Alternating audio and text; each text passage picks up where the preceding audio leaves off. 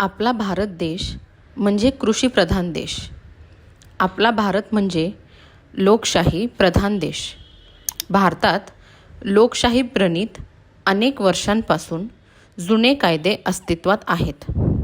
पण काही कायद्यांमध्ये बदल करण्याची आणि नवीन कायदे अंमलात आणण्यासाठी सतत प्रयत्न चालू आहेत.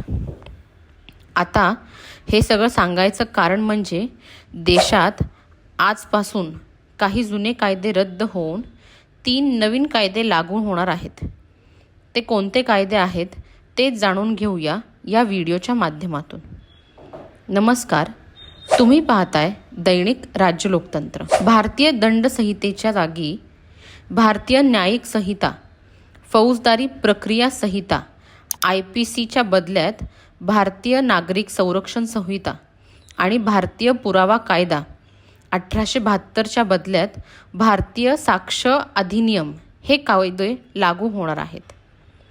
आता सगळ्यांना प्रश्न पडला असेल की कोर्टात सुरू असलेल्या जुन्या खटल्यांचं काय होणार? 1 जुलै म्हणजेच आजपासून नवीन कायदे लागू झाल्यामुळे देशातील वकील आणि न्यायाधीश यांना जुने आणि नवीन कायदे यांचं भान ठेवावं लागणार आहे. 1 जुलै पूर्वीचे गुन्हेगारी खटले जुन्या भारतीय दंड संहितेनुसार चालू राहणार आहेत, तर 1 जुलैपासून पुढचे गुन्हेगारी खटले नवीन कायद्याअंतर्गत येणार आहे. FIR मध्ये नाव आणि कलम बदलले जाते. आता यामुळे कायदे पंडित मात्र नाराज झाले आहेत.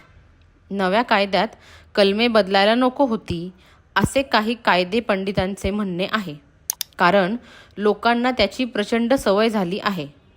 याआधी कायद्यात काही बदल करायचे असल्यास कलमातच नवीन कलमे अ, ब, क जोडण्यात आली होती. गुन्ह्यांची कलमे बदलल्याने वकील आणि न्यायाधीशांसह पोलिसांच्या अडचणीत वाढ होण्याची शक्यता नाकारता येत नाही. जुन्या CRPC मध्ये न्यायालयीन कोठडीचा कमाल कालावधी 14 दिवसांकरिता होता. ती संपल्यानंतर गुन्हेगाराला न्यायालयात हजर करणे बंधनकारक होते. आता पोलिसांना 90 दिवसांपर्यंत कोणालाही न्यायालयीन कोठडीत ठेवण्याचा अधिकार मिळणार आहे. वारंवार आरोपींना न्यायालयात हजर करण्याच्या नाहक प्रक्रियेतून पोलिसांची सुटका होणार आहे. नव्या कायद्यानुसार पारंपरिक पद्धतीने सुनावणी करण्याऐवजी आता केसेसची संपूर्ण सुनावणी कॅमेऱ्यात रेकॉर्ड होणार आहे.